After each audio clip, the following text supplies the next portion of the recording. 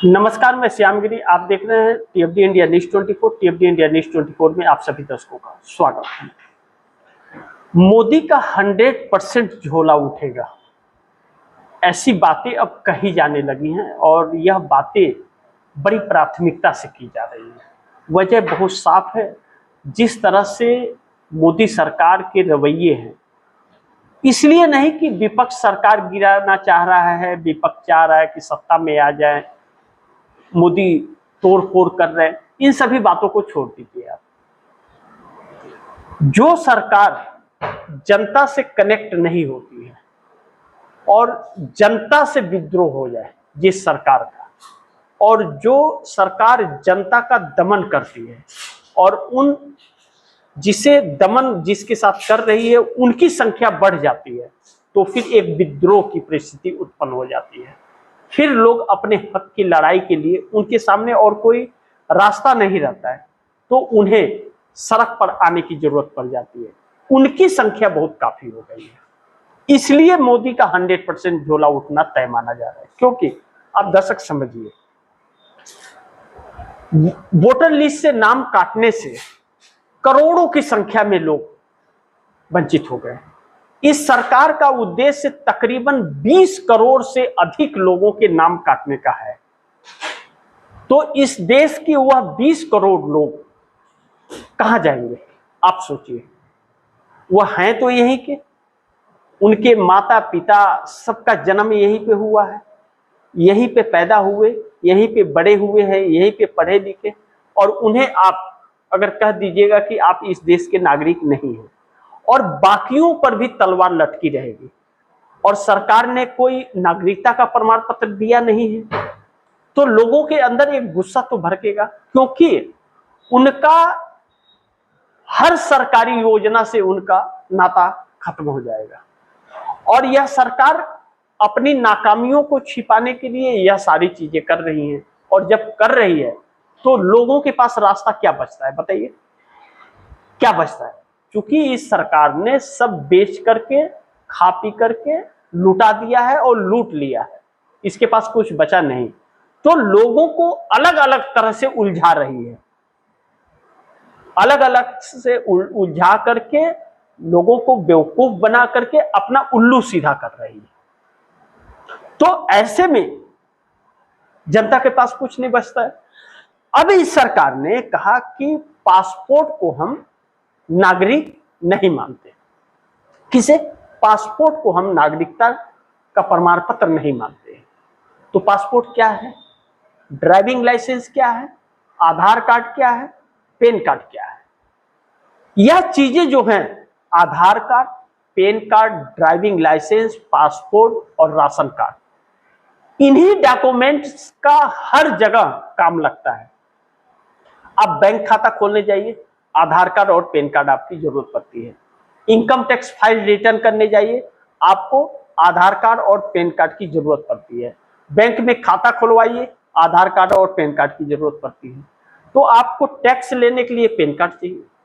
Driving licence गाड़ी चलाने के लिए हो रहा है, वोटर कार्ड वोट डालने के लिए हो रहा है।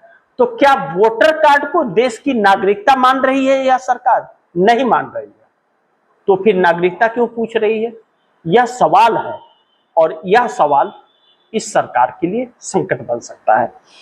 अब ऐसे में विदेश मंत्रालय का यह बयान अब मोदी के लिए, सरकार के लिए बहुत भारी पड़ेगा। अब मोदी सरकार के इस बयान पर कि पासपोर्ट नागरिकता नहीं है, हंगामा मच गया है पूरे देश के अंदर। लेकिन इसको दो नजरिए से देखा जा रहा है। पहला कि राहुल गांधी द्वारा जो मुहिम छेड़ दी गई, 85 शहरों में एक साथ प्रेस कॉन्फ्रेंस किया गया और 362 शहरों से मोर्चा निकला, जो 45 दिन तक सड़कों पर मोर्चा रहेगा। अब इन सभी से मुद्दे को ध्यान से भटकाने के लिए यह बयान दिया गया है, यह लाजमी है। लेकिन यह बयान सरकार की नीयत तो साफ कर रही है, क्योंकि यह सरकार आधिकारिक तौर पर कह रही है कि इसे हम नागरिक नहीं मानेंगे। और सोचिए, पंजाब में चुनाव होने वाला है और वहां पर SIR हो रहा है, यानी कि पासपोर्ट आपके पास है तो आपका वोटर कार्ड में नाम नहीं चढ़ेगा, और वोटर कार्ड को नागरिकता भी नहीं मान रही है। मान्यता भी नहीं दे रही है। तो अब इस सरकार के लिए संकट यह है कि मोदी ने एक तरह से संकट को दावत दे दिया है, जानबूझकर। कहते हैं ना कि कुल्हाड़ी पैर पर नहीं लगी, पैर को कुल्हाड़ी पर दे मारा है। उसी तरह मोदी ने एक बड़े संकट को दावत दे दिया है और 10 करोड़ जनता सड़क पर उतर सकती है इस पासपोर्ट की वजह से। 10 करोड़ की संख्या है और सबसे ज्यादा पासपोर्ट कहां पे है? आप दर्शक चौंक जाएंगे। यह केरल में है, कर्नाटक में है, तमिलनाडु के अंदर है, पंजाब के अंदर है, महाराष्ट्र के अंदर है। इन सब जगहों पर पासपोर्ट की संख्या ज्यादा है क्योंकि डॉक्टर्स, इंजीनियर, नर्स उधर काफी मात्रा में पढ़े लिखे लोग हैं और वह विदेश काफी जाते हैं हर देशों में, तो वहां पर जाकर के सर्विसेज करते हैं। तो उनके लिए अब संकट आ जाएगा और पासपोर्ट का स्तर, रैंकिंग जो है हमारा 87 नंबर पर है और सरकार के इस फैसले से 95 को पार कर सकता है, 100 के आसपास जा सकता है। इसका वजन और घट जाएगा, यानी कि हमारे देश का कोई भी व्यक्ति इस देश का नागरिक नहीं है डॉक्यूमेंट के हिसाब से। तो इसे कौन प्रमाणित कर रहा है? वह जिनके पास नागरिकता का प्रमाण पत्र नहीं है, वह भी इसी लाइन में है, लेकिन चूंकि वह सत्ता में है तो उनसे पूछने वाला नहीं है। तो अब राहुल गांधी जेनजी के साथ, इन लोगों के 10 करोड़ लोगों के साथ, जो 40 करोड़ तकरीबन युवा वर्ग है जो पेपर लीक और पर्चा रद्द से परेशान है, इन सभी के साथ रोड पर जब मोर्चा संभाल रहे हैं तो सरकार के लिए मुसीबतें बढ़ रही हैं और सरकार का अफरा तफरी लग रहा है। लेकिन यह भी कहा जा रहा है यह सारी चीजें तब हुई हैं जब राम मंदिर का मुद्दा उठा और आरएसएस के ऊपर नोटिस जारी किया गया रजिस्ट्रेशन करने के लिए। ध्यान रखिएगा, 3 मुद्दे बड़ी अहम है जिसे ध्यान रखना आप दर्शकों को जरूरी है।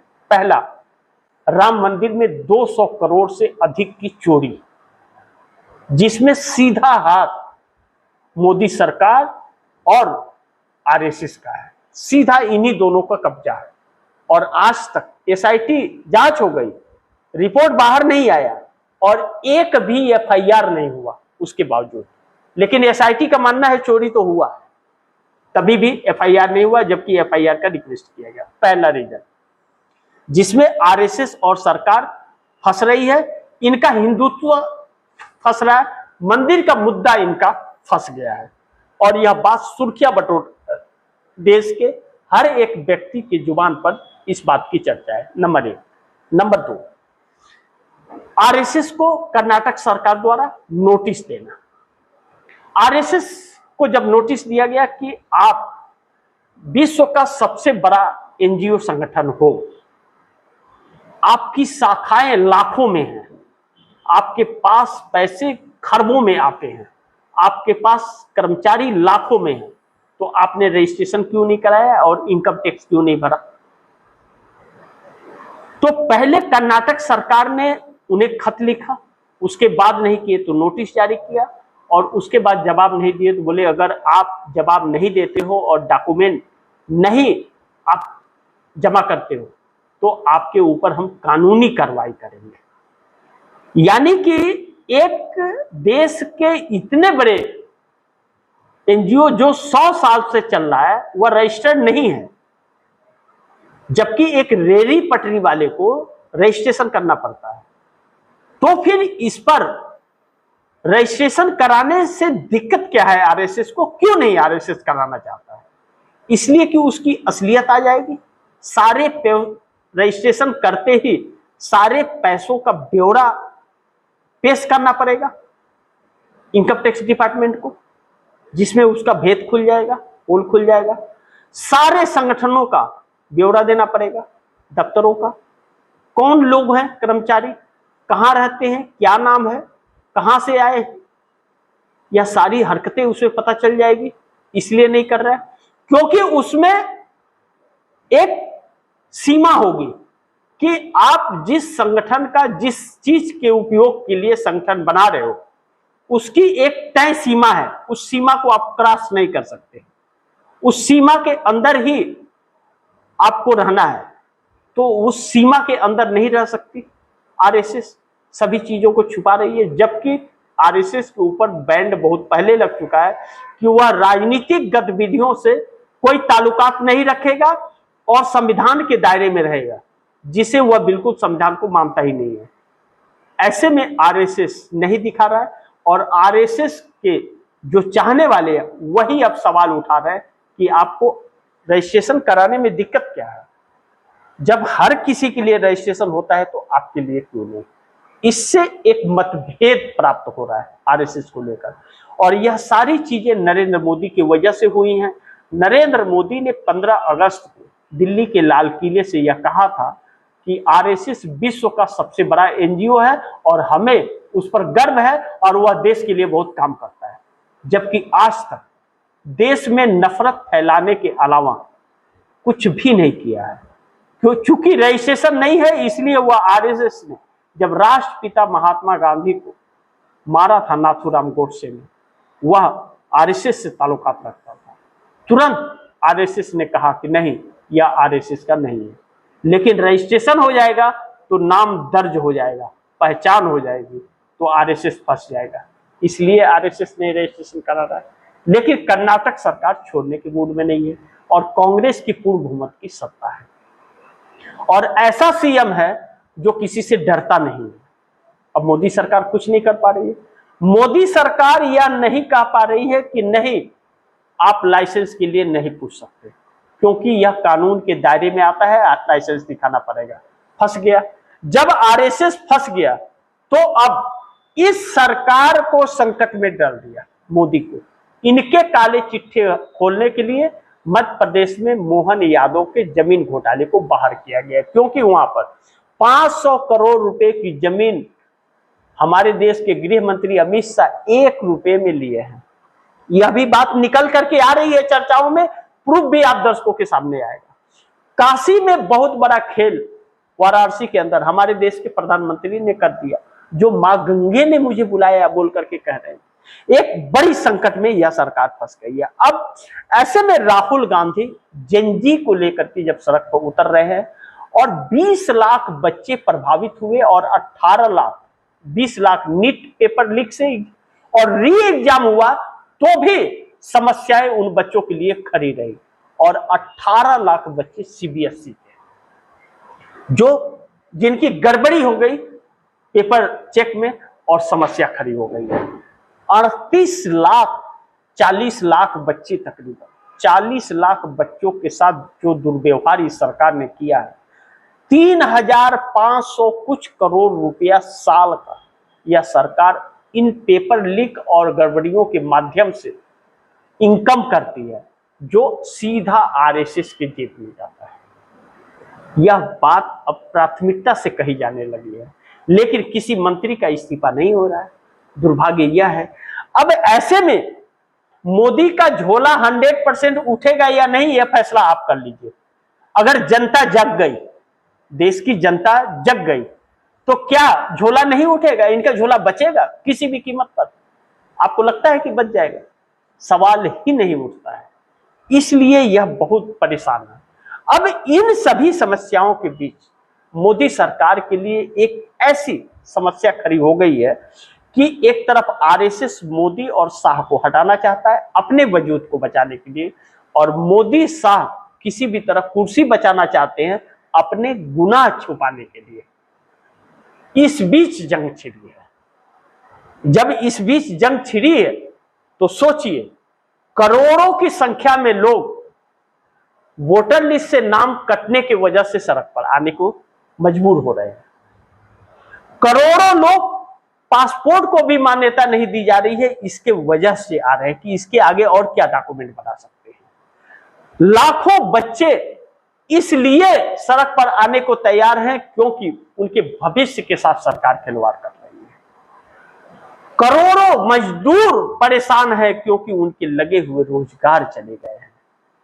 वह गरीब मजबूर हैं, जो महंगाई से मार खा रहे हैं। डाइन खाद्यत है महंगाई। और सबसे बड़ी समस्या कि इन सभी के बीच परिस्थितियां, हालात, 67 से 70% बच्चे बेरोजगार हैं। वह सड़क पर न आए और इस सरकार को चुनौती न दे तो क्या करें, आप ही बताइए। इस हालात में यह देश है, उसके बाद भी मेरा भारत महान है। उसके बाद भी इस देश की सरकार कहती है कि सीना 56 इंच का है। उसके बाद भी सरकार कहती है न खाऊंगा न खाने दूंगा। उसके बाद भी यह कहती है कि अच्छे दिन है। उसके बाद भी यह कह रही है कि डंका बज रहा है, जबकि हकीकत यह है पूरी दुनिया थूक रही है और हमारे देश का पहला इतना कमजोर प्रधानमंत्री है जो हर किसी के कदमों में झुककर सलाम ठोकता है और हर कोई इसे दुत्कार देता है। क्या आपने ऐसी ही भारत की कल्पना की थी? और यह सच है। और जनता की आंखें अगर खुल रही है तो 100% मोदी का झोला उठेगा, इस बात से इनकार नहीं कर सकते। मोदी ने संकट को दावत दी है, इस बात से हम इनकार नहीं कर सकते। 10 करोड़ जनता सड़क पर आ जाए और जेनजी के साथ राहुल गांधी उतर गए सड़क पर, तो इस सरकार की झोला उठने की बात आप कर रहे हैं। यह अभी तो इस सरकार के बयान पर, पासपोर्ट वाले बयान पर हंगामा मचा हुआ है। इस सरकार को भागने की जगह नहीं मिलेगी। इंतजार कीजिए, बहुत कुछ आप ही के ऊपर पड़ने वाला है और आप ही आवाज उठाएंगे, आज नहीं तो कल। कब तक अंधभक्ति रहेगी?